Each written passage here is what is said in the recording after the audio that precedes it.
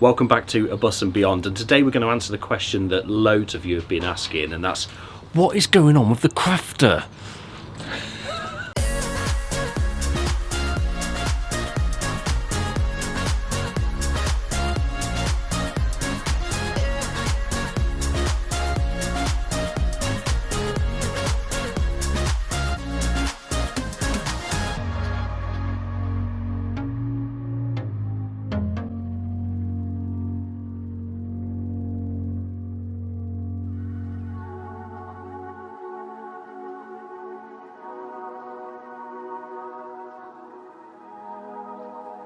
The van is absolutely filthy, Sean. I know, Oh my goodness. it's disgusting. It's embarrassing. Right, as we said in a previous video, we've had loads going on over the past year, so not a huge amount has changed. However, in the past, past week really, we've been doing quite a lot. So, first of all, let's have a look inside. So, I think last time you saw the crafter, the bed frame was in here, so we've actually removed that again so that I could do the floor, and as you can see, progress has been pretty good on the floor. It looks like a 90s music video now. Yeah, it's cool, isn't it? So what I've done is I have battened it, put battens down, 25mm by 38mm battens, with the 38mm bit being flat, 25mm bit being the thickness of the floor, and then in between I've put this, well, people call it Celotex or Kingspan, but it's PIR insulation board is what it's actually called. That's 25mm thickness as well, and then aluminium foil taped it to seal up the edges, and that creates a bit of a vapor barrier and also just keeps everything in place.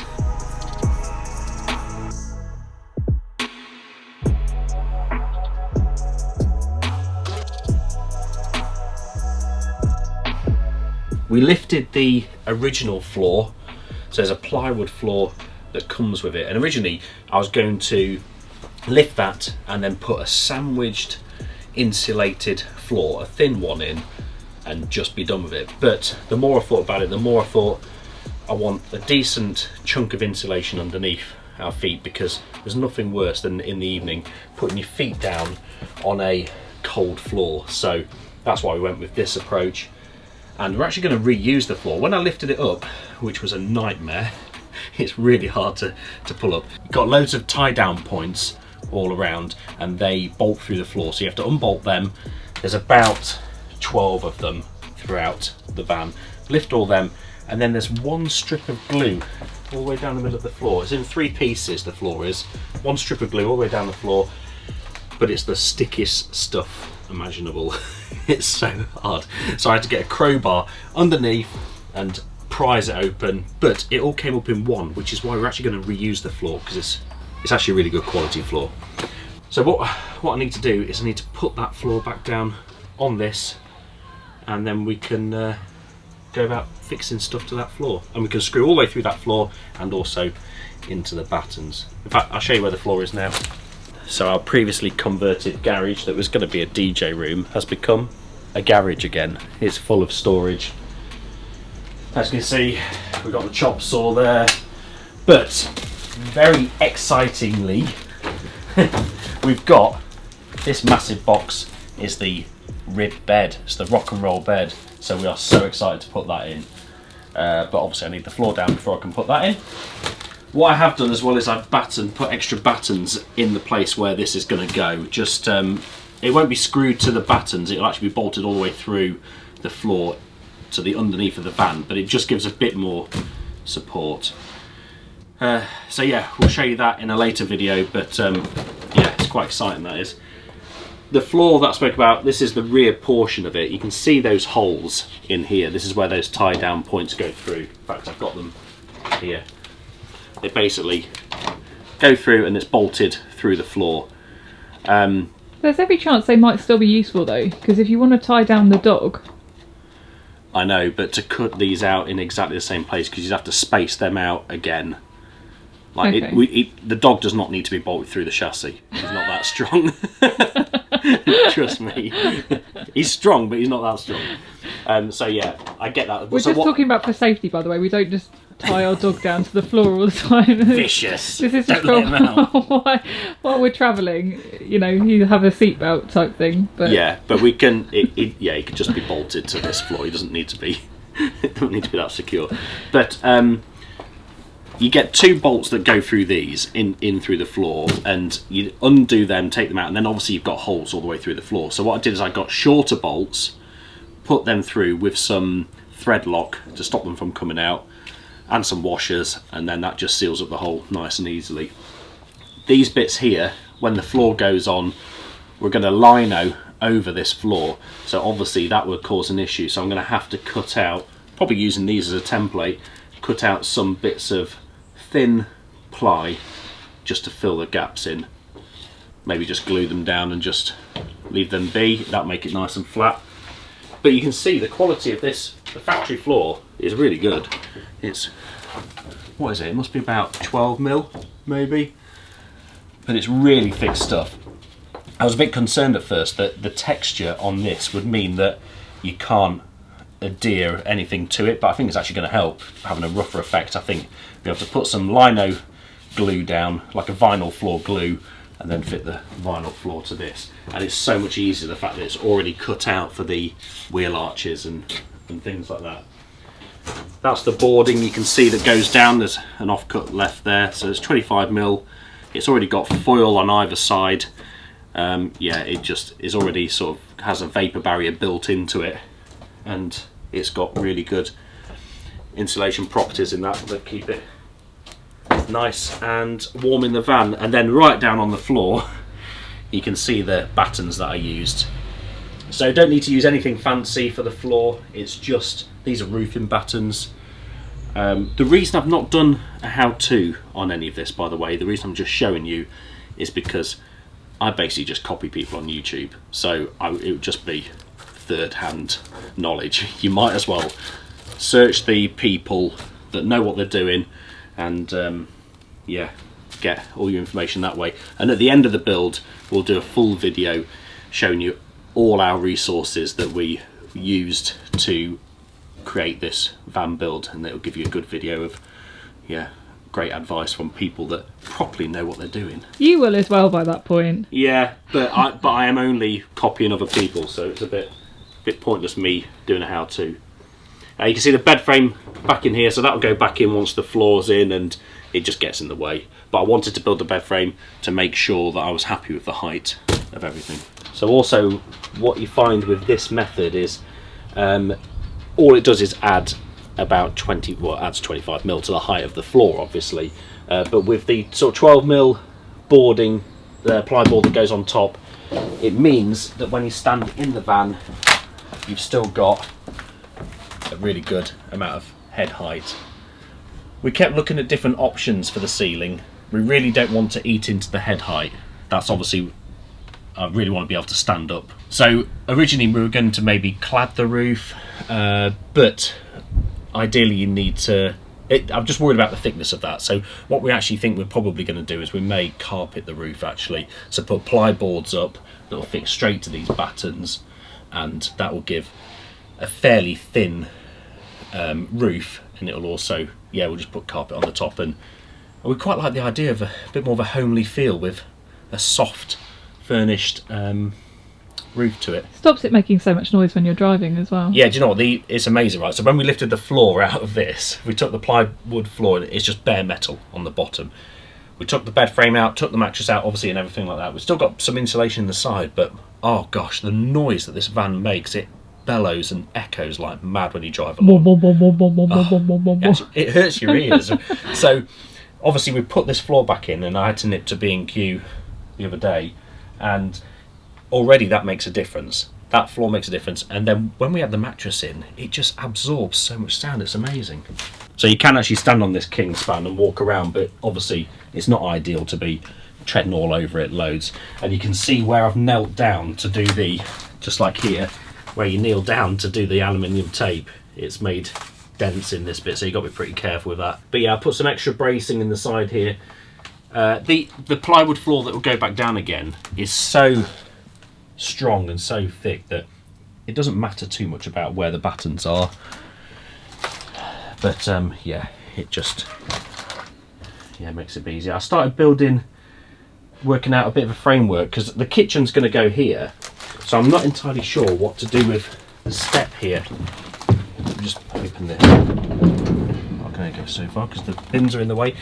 So we've got the ply floor came up to here. We've got the 25mm battens up to this point because I'm not entirely sure what I'm going to do with the kitchen. Originally I was going to build a bit of a frame because we want the kitchen to extend further out over the sliding door opening. So I was going to build a frame here, put a leg here and build it all up, glue it and all that kind of stuff. But we've actually been looking at some of the kitchens from a company called Motion Design, and they build bespoke, well, it's flat pack kitchens, but they are designed for each individual van. So you can buy one for the VW Crafter, you can buy one for a Sprinter, etc. And they already come with a step built in, a framework to support it over this bit. So I've aborted that idea for the minute. I have braced, this is what these bits here are for. These are just weighing down some gluing that I did yesterday, just to brace a few extra bits in the corner. That's gone off now, that's rock solid now, I just need to tape that up. But yeah, you can see that's just a bit of insulation there. But the beauty of these battens here, you can see here, you've got ribs in the floor. It goes up in bits, it goes down in bits. On the bits that it goes up, if you lay it flat, that gives you 25mm height, and you can see the insulation is flush with that. If you use the bits that are lower, if you put it that way, it's also flush. So it's really good. So these ones here are on the lower bit, so that's why they're tilted that way. If I was to glue a bit there, you do it the other way and use the 25mm. So you've got 25mm or 38mm depending on where you're putting it. That's a nice bit of kit. It really works. And again, that's stolen information from cleverer people on YouTube than I am.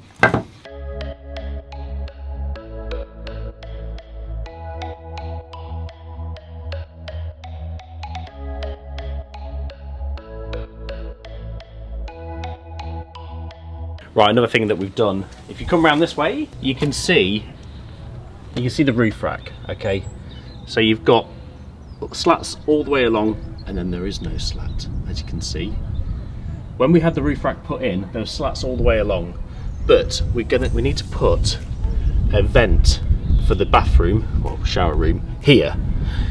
So I thought, the way those slats work is, you've got the edge of the roof rack all the way around and the slats go in like that and then they bolt through. So you undo that bolt, slide them, and then you can get them out. But you can't just undo one and slide it out because you don't have enough room to move it to the side. So you need to undo a few, slide them all along, and then you can get one out, out it pops. But the next one along, I undid that one, and unfortunately that's where the roof rack joins. The front part of the roof rack joins the back part of the roof rack, and there's a stopper, you can't slide that one. So I thought, oh, that's a shame. I'll go the other way. I'll undo the one in front of it. I hope this is making sense. So I'll go this way instead. But again, I can't unbolt that one because that's where it's bolted to the actual roof. So what I've had to do is, I got fed up with it, I just took a jigsaw right through the middle of it and chopped that slat straight out. So we've sacrificed one slat. It would have been so much work. You saw in the video where we had the roof rack fitted, he had a pulley system and all this kind of stuff.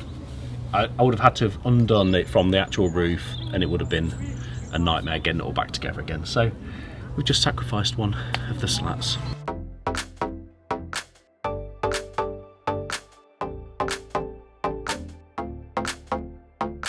So I've just popped up onto the roof and you can see what I mean. So as you can see here, this is the slat that we removed. First of all, I had to move the solar panels back one, because originally this part of the solar panel was attached to this slat that was in here. Yeah, I couldn't move this one. I don't know if you can see. No, I don't know if you can see at all. There's a little spacer right in there, and that stops that slat there from moving left. So I couldn't do that. And then the one ahead of it has that bracket that attaches it to the roof, so I couldn't move that one either. So all I did was just whip the jigsaw right through the middle. Job done. All it was going to do anyway, if I could get that out, I was just going to move it to the back and extend that platform at the back. But again, even that would be hard work, getting all those slats out just to put one in. So yeah, sometimes you just have to pick the easier option. Next point is the underslung water tank. Let's have a look at that. Just before I show you the water tank, look at the floor. This is all covered in insulation. Every time you chop it, just using a handsaw, I was absolutely covered in, it looks like little polystyrene balls. Anyway, I'll show you the water tank. Yeah. So this is the waste water tank. Right, so what I've done here is I've attached, this is a 74 litre water tank, just a square water tank that I have fit in the place where the spare wheel usually would be. What I originally did was I fitted it to that brace there and then that one just in front. Once I'd bolted it all up and everything and got it all set in place, it looked really low at the back there. I wasn't happy. We've got a massive overhang on this van at the back. I just was not happy about the position of it. So I've spun it round 180 degrees and moved it to the one further forward. Now it's far enough away from the anti-roll bar and the axle and suspension that it won't get damaged. There is a big enough gap there, but because I'd already drilled it and put all the inlets and outlets in it and everything, they're actually now in the wrong place. They're at the back. I'm not too worried. This is supposed to be one of the inlets for the shower, and we've got another one for the sink. So the wastewater from the shower and the sink will go into those points. What will actually have to happen is the pipe will have to run down the side here and go into the back. If that proves to be an issue, then I'll have to blank these off and then drill them again into the side, but I don't think it'd be too much of an issue. I think it'll be fine. You also have an access point at the bottom here, but let's go back to a few days ago when I drilled out these inlets and you can see what I did.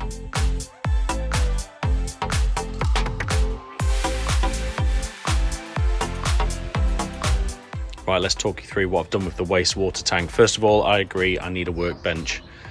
Wheelie bins don't really cut it. But so this is going to go underneath. Right, what I've done first is I put 2.5 inch inlets. So that will come from, this one will come from the shower, the waste in the shower, and then that one will come from the waste in the kitchen sink. That goes into the top. This will be the outlet that will go to the side of the van so I can empty the waste. Here is the sender, so this will send the information to how full the tank is. This will send the information to our gauge, whatever we choose to use for that. And then what this is for, I've just put these on because it gets a bit close. I'm worried that this touches the actual bottom of the van, so I wanted to just space it out a bit. So that's what they are for. This is quite neat. I like this. I was looking for maybe like another one of these, but an angled one just to go on the top, and that was going to be my breather hose. But I popped into a local chandlery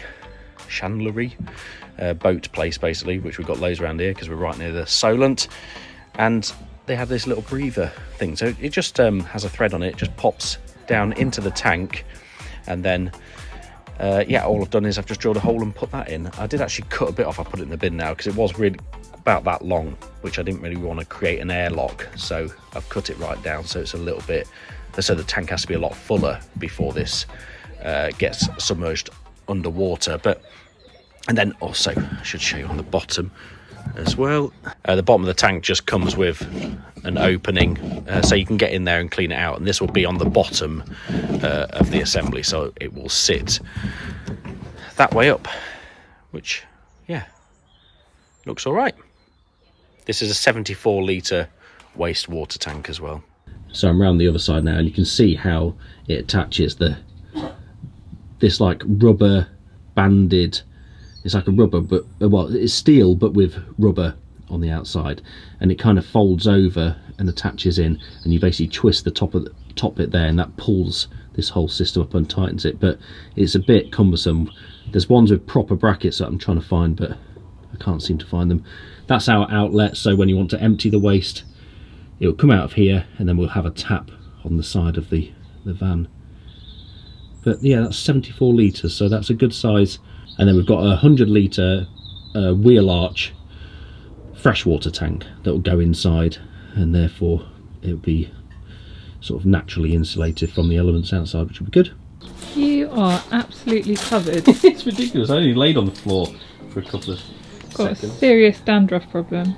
Right, what I'm doing, before we actually put the floor down, I need to put tape to show where the joists are, you know, the battens, because we need to screw through the floor. Not a batten. It is a batten. Oh no, it's not.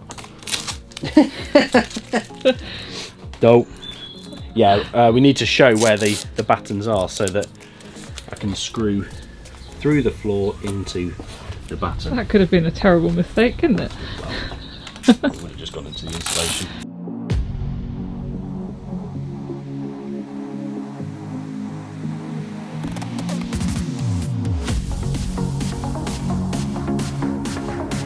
Just taking the floor back out to have a look at putting it back in, and it's got these supports on which will have gone in that gap. You know where I said some ribs are higher, some ribs are lower, would have gone in there just to give a bit of a bracing at the side. But we've now made the floor flat, so we do not need that. So just going to tap them off.